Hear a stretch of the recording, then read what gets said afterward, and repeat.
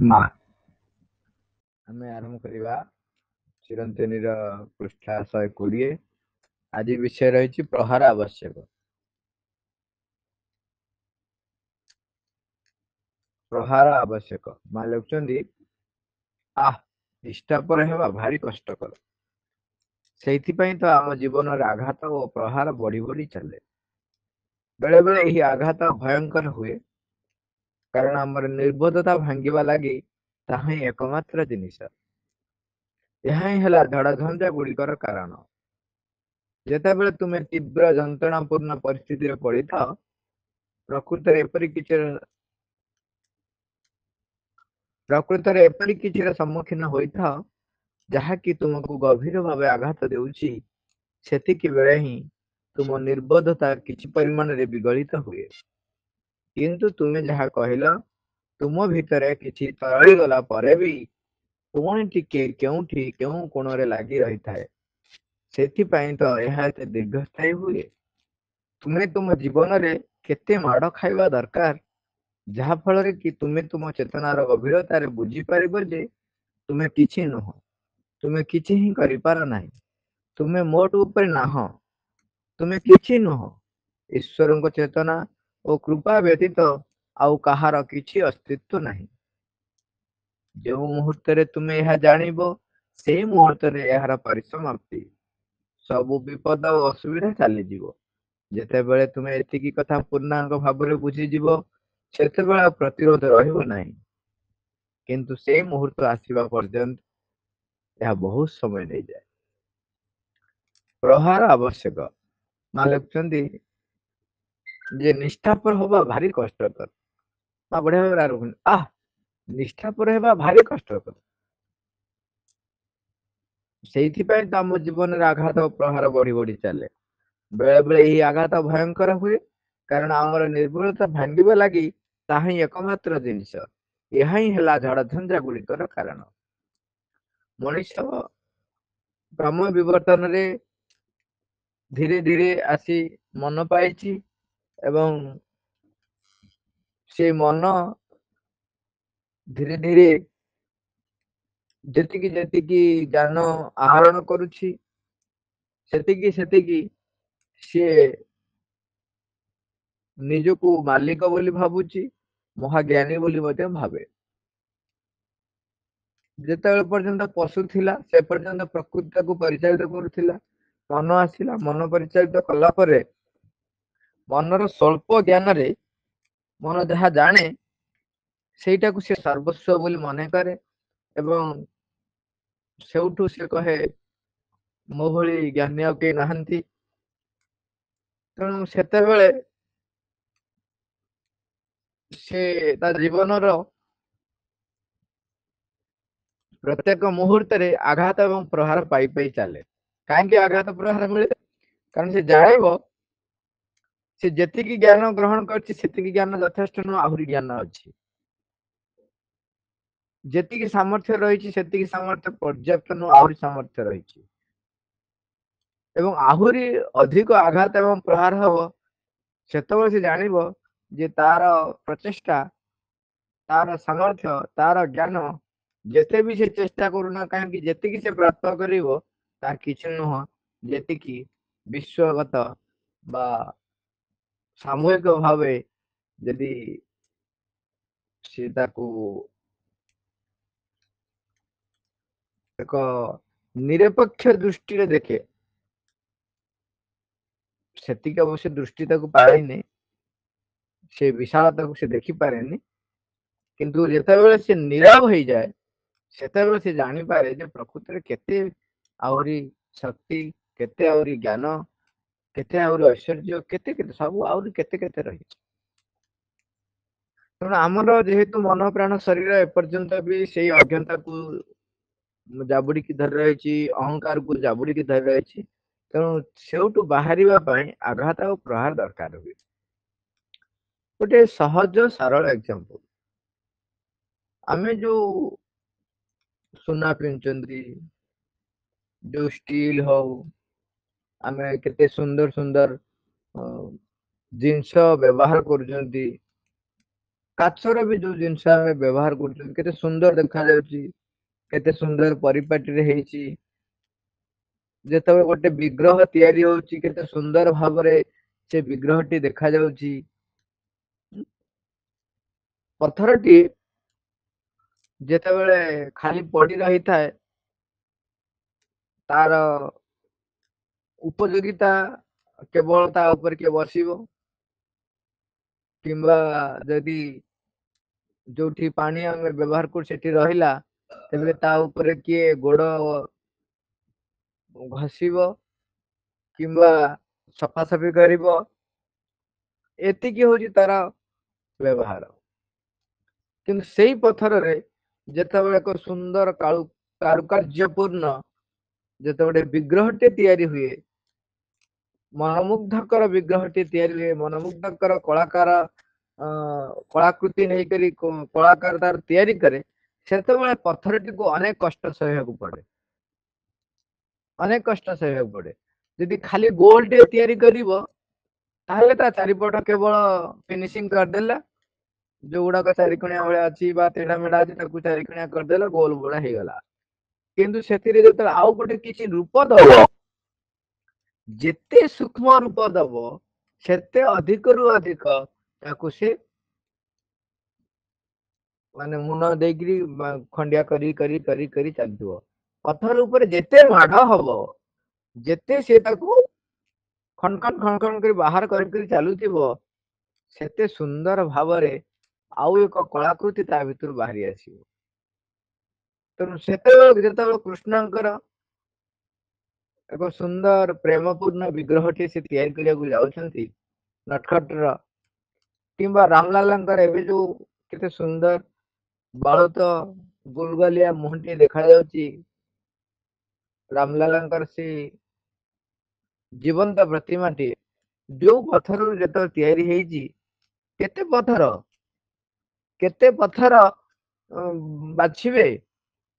ଯେହେତୁ କଳାକାର ଜାଣିଗଲାଣି ତେଣୁ ଜାଣିଛନ୍ତି କୋଉ ପଥର ଟା ରହିବ ବୋଲି, ନହେଲେ ଯଦି ପଥର ଯେତେବେଳେ ବାଛିବାକୁ ଯିବେ ସବୁ ପଥରକୁ ସେ ନିହାଣରେ ଏପଟେ ହାତୁଡିରେ ଧୁମ ଧୁମ ପିଟିବେ। ଯୋଉଟା ଗୋଟେ ପାହାରେ ପିଟିଲେ ସେ ପଥର ଟା ଭାଙ୍ଗିଗଲା ତାହେଲେ ସେ ପଥରକୁ ରିଜେକ୍ଟେଡ। ତେଣୁ ଯିଏ ସେ ଆଘାତ ଏବଂ ପ୍ରହାରକୁ ସହ୍ୟ କରିପାରିବ, ତୀବ୍ର ଆଘାତ ତୀବ୍ର ପ୍ରହାରକୁ ଯିଏ ସହ୍ୟ କରିପାରିବ, ସେଥିରେ ସେତେ ସୁନ୍ଦର ବିଗ୍ରହ, ସେତେ ନିଖୁଣ ସୂକ୍ଷ୍ମତି ସୂକ୍ଷ୍ମ କାରୁକାର୍ଯ୍ୟ କରିକି ଗୋଟେ ବିଗ୍ରହଟେ ତିଆରି ହେଇପାରିବ।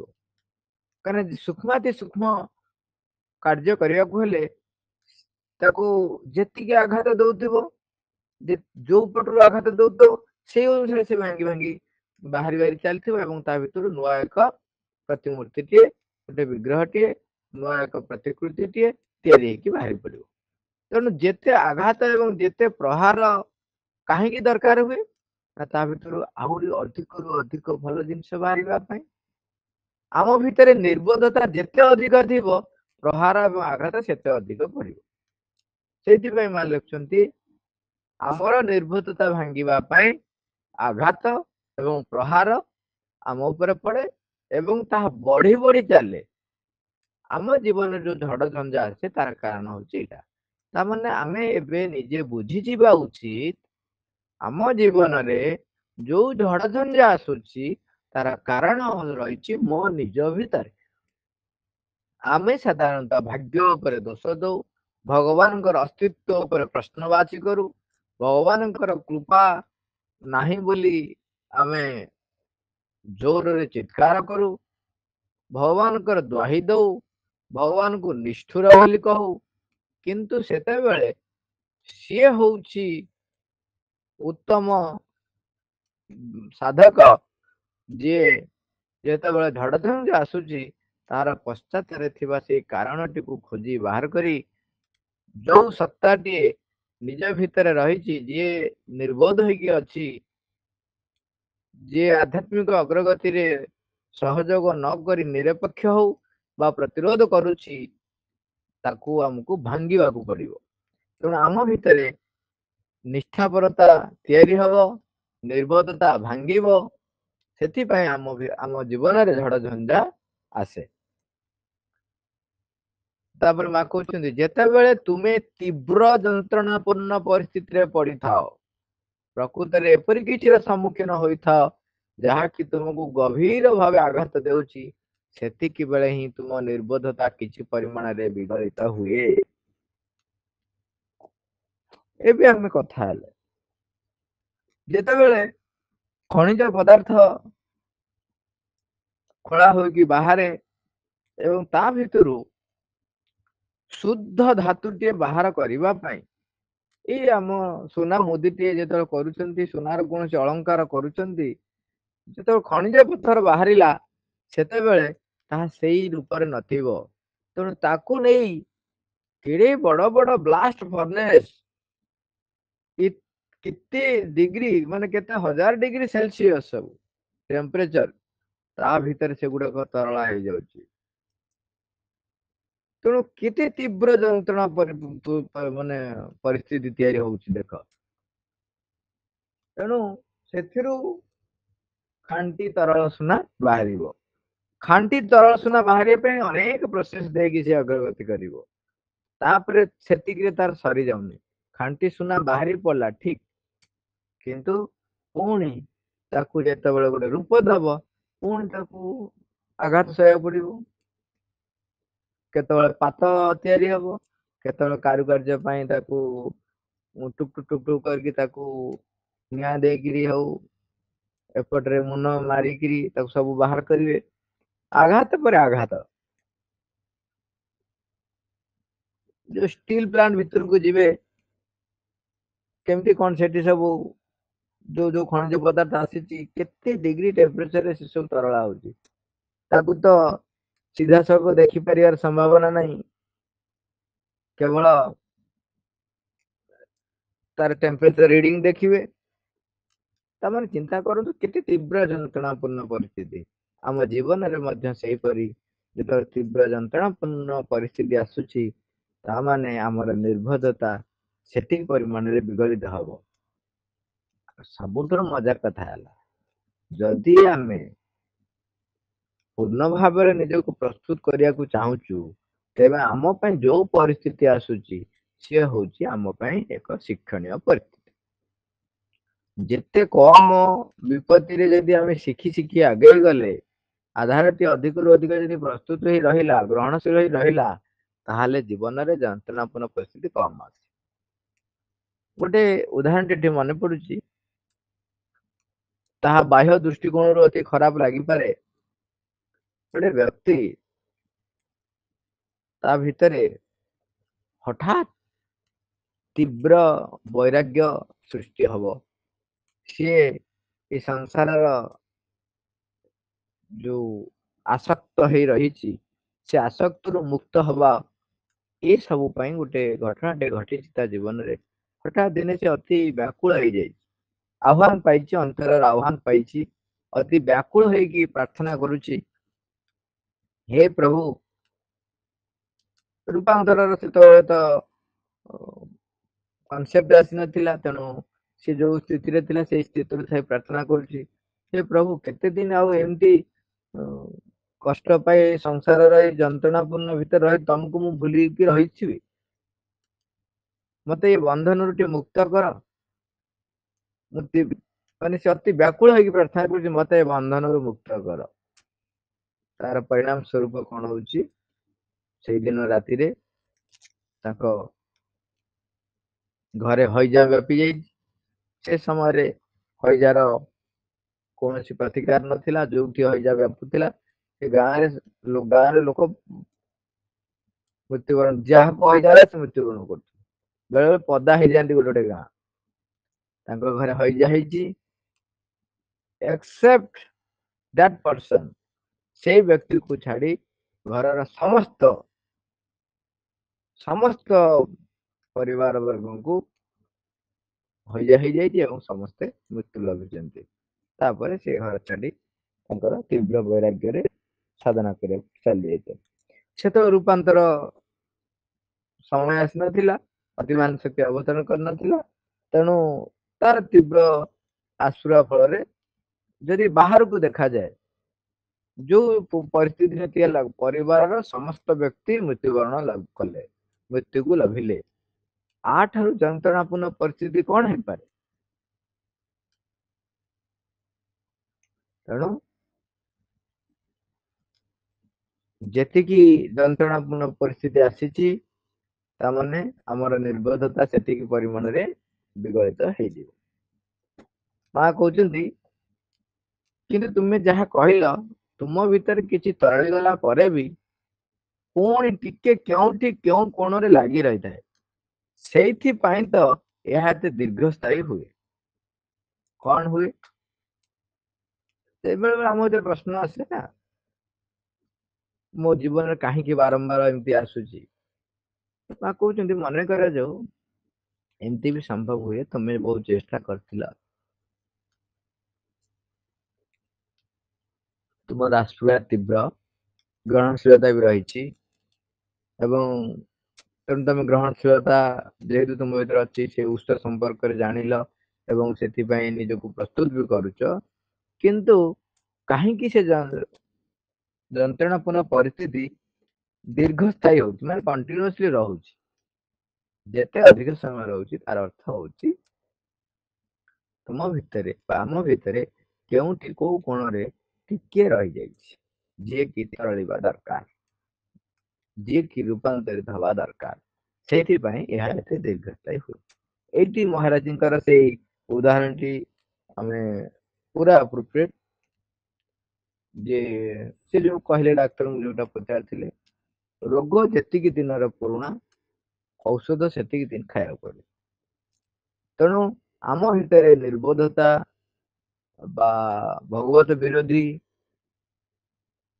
ଅଣରୂପାନ୍ତରିତ ହେଇ ନିମ୍ନ ଗତିବୃତ୍ତି ସହିତ ଯୋଉ ଯୋଉ ସତ୍ତା ଗୁଡିକ ଲାଗି ରହିଥିବ, ସେମାନେ ଯେ ପର୍ଯ୍ୟନ୍ତ ପୂର୍ଣ୍ଣ ରୂପାନ୍ତର ନ ହେଇଛନ୍ତି ଏବଂ ଆମେ ଆଶ୍ରୟ କରିଛନ୍ତି, ଆମେ ମାଙ୍କ ପାଖରେ ଆଶ୍ରୟ କରିଛନ୍ତି, ପ୍ରାର୍ଥନା କରିଛନ୍ତି ଯେ ମୋତେ ତୁମର କରିନିଅ।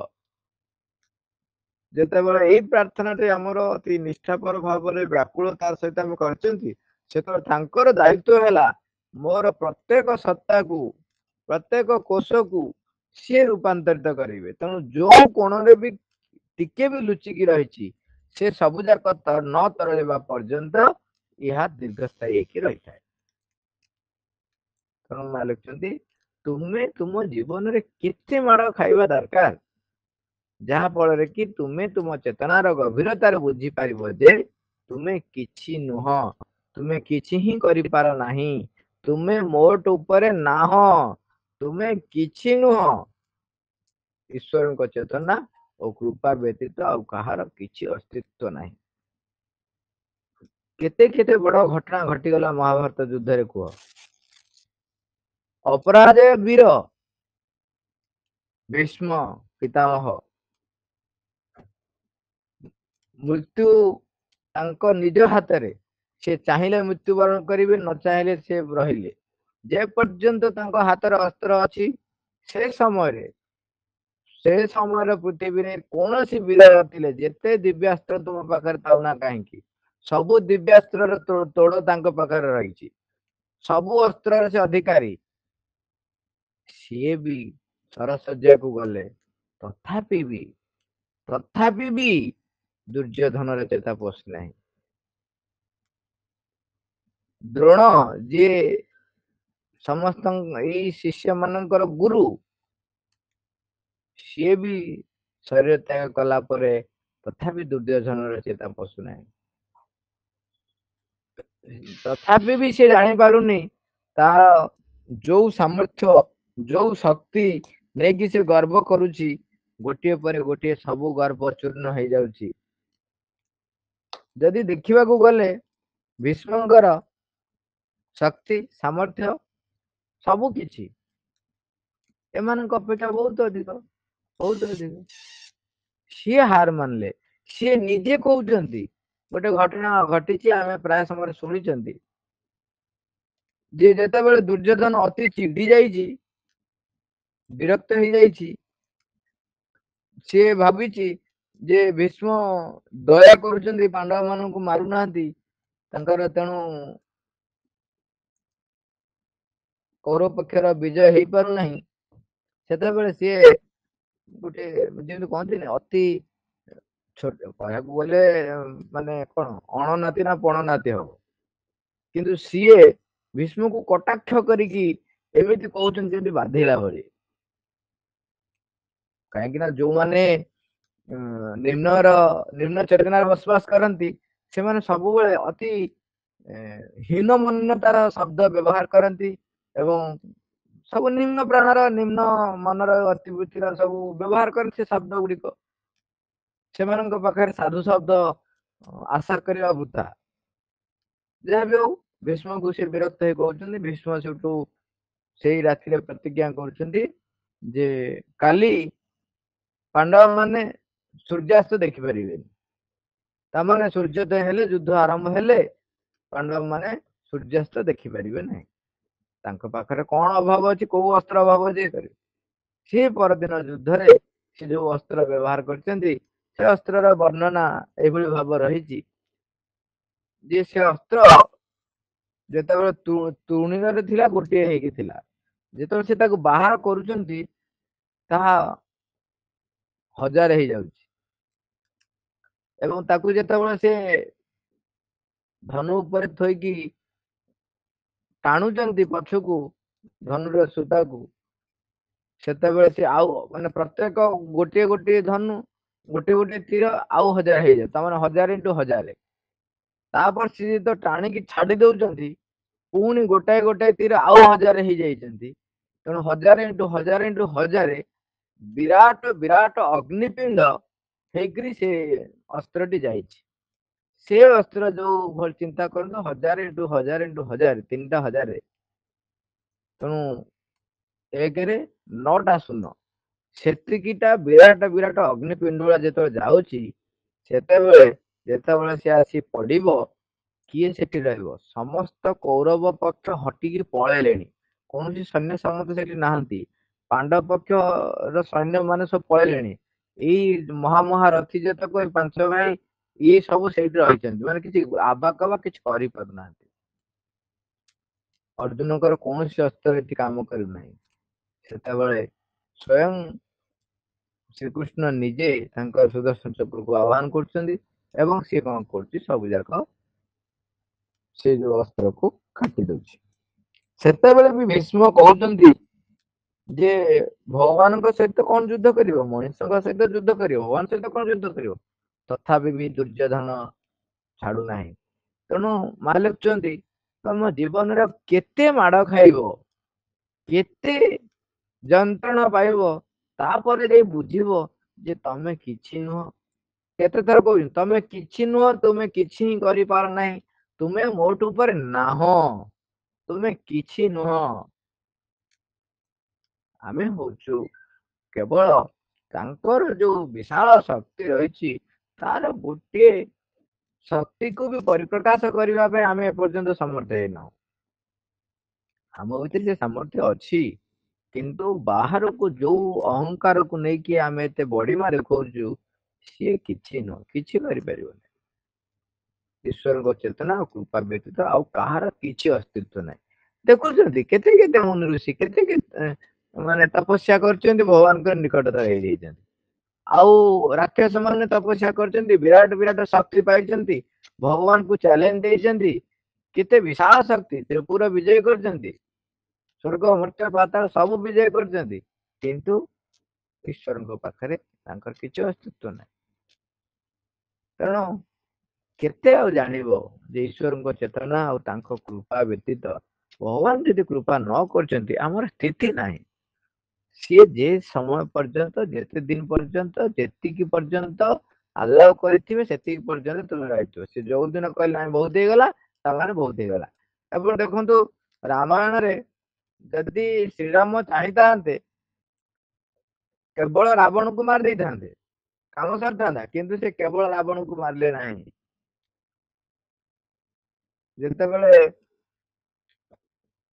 ଶ୍ରୀରାମ ଜନ୍ମ ହେବା ପୂର୍ବରୁ ବିଷ୍ଣୁଙ୍କ ପାଖରେ ଯାଇକି ସମସ୍ତେ ପହଞ୍ଚନ୍ତି ରାବଣଙ୍କର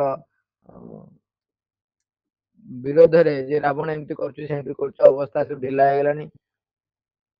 ବିଷ୍ଣୁ କହୁଛନ୍ତି ଏବେ ଯିବି, ମୁଁ ଏବେ ମାରିକି ଆସିବି। ସମସ୍ତେ କହୁଛନ୍ତି ସେମିତି କେମିତି ହବ, ଆପଣ ଯାଇକି ତାକୁ ମାରିଦେଇ ଆସିବେ। ଆପଣ କେତେ କଥା କେତେ ଜଣ ପ୍ରତିଶ୍ରୁତି ଦେଇଛନ୍ତି। କିନ୍ତୁ ଏଠି ଆଉ ଗୋଟେ କଥା ଆମେ ଦେଖିବା, ଯେତେବେଳେ ଶ୍ରୀରାମ ଲକ୍ଷ୍ମଣ ଯୁଦ୍ଧ କରୁଛନ୍ତି, ସେ ଏକା ଦିନରେ ଶେଷ କରିଦଉନାହାନ୍ତି। ଜାଣି ଶୁଣି ରହିଛନ୍ତି, ଅନ୍ୟମାନେ ମାରୁଛନ୍ତି ଗୋଟିଏ ଗୋଟିଏ ଗୋଟିଏ ଗୋଟିଏ।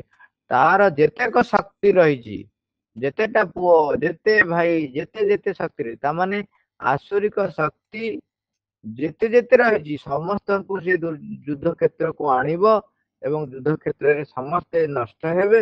ସେ ପର୍ଯ୍ୟନ୍ତ ଯୁଦ୍ଧଟା ଲମ୍ବି ଲମ୍ବି ଚାଲିଛି। ମହାଭାରତ ଯୁଦ୍ଧ ବି 18 ଦିନ ହେଇଥିଲା ସେଇ ସକାଶେ। କେତେ ଜଣ ଅଛି ଅନ୍ୟ କାରଣ ବି ରହିଛି 18 ଦିନ କାହିଁକି କରାହେଇଥିଲା, କିନ୍ତୁ ତାର ଆଉ ଗୋଟେ କାରଣ ରହିଛି। ମୁଖ୍ୟ କାରଣ ବି ରହୁଛି କଣ ନା, ସମସ୍ତ ଯୋଉମାନେ ସତ୍ୟକୁ ବିରୋଧ କରିଛନ୍ତି, ଅସତ୍ୟର ସମର୍ଥନ କରିଛନ୍ତି, ଅଧର୍ମର ସମର୍ଥନ କରିଛନ୍ତି, ସତ୍ୟର ବିରୁଦ୍ଧରେ ଠିଆ ହେଇଛନ୍ତି, ସେ ସମସ୍ତ ବ୍ୟକ୍ତି ନାଶ ନ ଯିବା ପର୍ଯ୍ୟନ୍ତ ଯୁଦ୍ଧ ସରିବ ନାହିଁ। ତେଣୁ ଯୋଉ ମୁହୂର୍ତ୍ତରେ ତୁମେ ଏହା ଜାଣିବ, ସେଇ ମୁହୂର୍ତ୍ତରେ ଏହାର ପରିସମାପ୍ତି। ତମେ ଜାଣିଲ ଯେ ନାଇଁ ଏଇଗୁଡାକ ସମୂହ ଭିତରେ ରହିଛି, ନିର୍ବୋଧତା ରହିଛି, ଏ ରହିଛି ଭଗବତ ବିରୋଧୀ ଗୁଣ ଗୋଟେ ରହିଛି ଏବଂ ଏ ସବୁ ଗୁଡିକ ରୂପାନ୍ତରିତ ହବା ଦରକାର। ତମେ ଯୋଉ ମୁହୂର୍ତ୍ତରେ ଏଇଟା ଜାଣିବ ଏବଂ ତାକୁ ସମର୍ପଣ କରିବା ପାଇଁ ସଂକଳ୍ପ କରି ସମର୍ପଣ କରିଦବ, ଦେଖିବ ସେଇ ସମୟରେ ସବୁ ବିପଦ ଓ ଅସୁବିଧା ଚାଲିଯିବ। ସେଥିପାଇଁ ମନେ ରଖିବା ଉଚିତ, ଯେତେବେଳେ ତୁମେ ଏତିକି କଥା ପୂର୍ଣ୍ଣାଙ୍ଗ ଭାବରେ ବୁଝିଯିବ, ସେତେବେଳେ ଆଉ ପ୍ରତିରୋଧ ରହିବ ନାହିଁ। କିନ୍ତୁ ସେଇ ମୁହୂର୍ତ୍ତ ଆସିବା ପର୍ଯ୍ୟନ୍ତ, ଯେତେବେଳେ ଆମେ ପୂର୍ଣ୍ଣାଙ୍ଗ ଭାବରେ ବୁଝିବା, କେବଳ ଆମେ ଏବେ ଶୁଣୁଛନ୍ତି, ଭାବୁଛନ୍ତି, ହଁ ଏମିତି ତ ହବରେ, ଏହା ତ ହଁ, କିନ୍ତୁ କାର୍ଯ୍ୟ କ୍ଷେତ୍ରରେ ହେଇପାରୁନି। ଏବଂ ଶରୀର କ୍ଷେତ୍ରକୁ ଦେଖିବେ, ଏପର୍ଯ୍ୟନ୍ତ ଶରୀରର କୋଷ ଗୁଡିକ ବିଶ୍ୱାସ କରି ପାରୁନାହାନ୍ତି ଯେ ରୂପାନ୍ତର ହବ, ରୂପାନ୍ତର ସମ୍ଭବ। କାହିଁକିନା ଯୋଉ ହାଡ ମାଂସ ଶରୀର ନେଇକି ଆମେ ତିଆରି ହେଇଛେ, ଯୋଉ କୋଷ ଗୁଡିକ ରହିଛି, ସିଏ କିଛି ଏନର୍ଜି ଉପରେ ଡିପେଣ୍ଡ କରୁଛି। ସିଏ ଯେତେବେଳେ ଭାବି ଦଉଛି ଯେ ଯଦି ଖାଦ୍ୟ ଗ୍ରହଣ ନ କରିବି ତ ଶକ୍ତି କୋଉଠୁ ପାଇବି, ସେ କିଛି ବୁଝିପାରୁନି। ତେଣୁ ସିଏ ଏପର୍ଯ୍ୟନ୍ତ ନିଜେ ନିଶ୍ଚୟ ହେଇନାହିଁ ଯେ ରୂପାନ୍ତର ହେଇପାରିବ। ଯେତେବେଳେ ପୂର୍ଣ୍ଣାଙ୍ଗ ଭାବରେ ଆମେ ବୁଝିଯିବା ଯେ ଆମ ନିଜର ସାମର୍ଥ୍ୟ ବଳରେ କିଛି ହବ ନାହିଁ, ସେଇଟା ହିଁ ସବୁଠୁ ବଡ କଥା। ସିଏ ନିରଜ ଥରେ କହିଲେ ସାର୍, ଆଉ ମୁଁ ବହୁତ ଚେଷ୍ଟା କଲି, ବହୁତ ଚେଷ୍ଟା କଲି, ବହୁତ ଚେଷ୍ଟା କଲି, ଜାଣିଲି ଯେ ଏଇ ଚେଷ୍ଟାରେ କିଛି ଫଳ ନାହିଁ। ଯଦି ଆପଣ କୃପା ନ କରିବେ, ଇଏ ମୁଁ ଯେତେ ଚେଷ୍ଟା କଲେ କିଛି ଲାଭ ହବନି। ସେ କହୁଛନ୍ତି ତାହେଲେ ତୋ ଚେଷ୍ଟା ଠିକ ଦିଗରେ ଯାଇଛି ଏବଂ ପୂର୍ଣ୍ଣାଙ୍ଗ ହେଇଛି, କାରଣ ତମେ ଏବେ ଜାଣିଲ ଯେ ତୁମ ଚେଷ୍ଟା ଦେଇ କିଛି ହବ ନାହିଁ। ସେଇ ସେତକ ଜାଣିବା ପାଇଁ କେତେ ଜଣଙ୍କୁ କେତେ କେତେ ଜୀବନ ଲାଗିଯାଏ, ଗୋଟାଏ ଜନ୍ମ ନୁହଁ, କେତେ କେତେ ଜନ୍ମ ଲାଗିଯାଏ। ତେଣୁ ସେଇ ମୁହୂର୍ତ୍ତ ଆସିବା ପର୍ଯ୍ୟନ୍ତ ବହୁତ ସମୟ ନେଇଯାଏ। ତେଣୁ ଆମେ ବର୍ତ୍ତମାନ ସହଯୋଗ କରିବା, ସଂକଳ୍ପ କରିବା, ଗ୍ରହଣଶୀଳ ଅଧିକରୁ ଅଧିକ ହବା, ସବୁବେଳେ ପ୍ରତ୍ୟେକ ମୁହୂର୍ତ୍ତରେ ସମର୍ପଣ କରିବା, ସେଇ ଜିନିଷଟିକୁ ପୂର୍ଣ୍ଣାଙ୍ଗ ଭାବରେ ବୁଝିବା ପାଇଁ ତାଙ୍କ କୃପା ବ୍ୟତିରେକ ଆମର କିଛି ଅସ୍ତିତ୍ବ ନାହିଁ। ସିଏ ଯୋଉଭଳି ଭାବରେ ଚାହୁଁଛନ୍ତି ସେଇଭଳି ଭାବରେ ମୋ ଭିତରେ ପରିପ୍ରକାଶ ହୁଅନ୍ତୁ। ମୁଁ ଆଉ ମୁଁ ହେଇକି ନ ରୁହେ, ତାଙ୍କର ହେଇଯାଏ, ତେଣିକି ଯାହା କରିବେ। ମା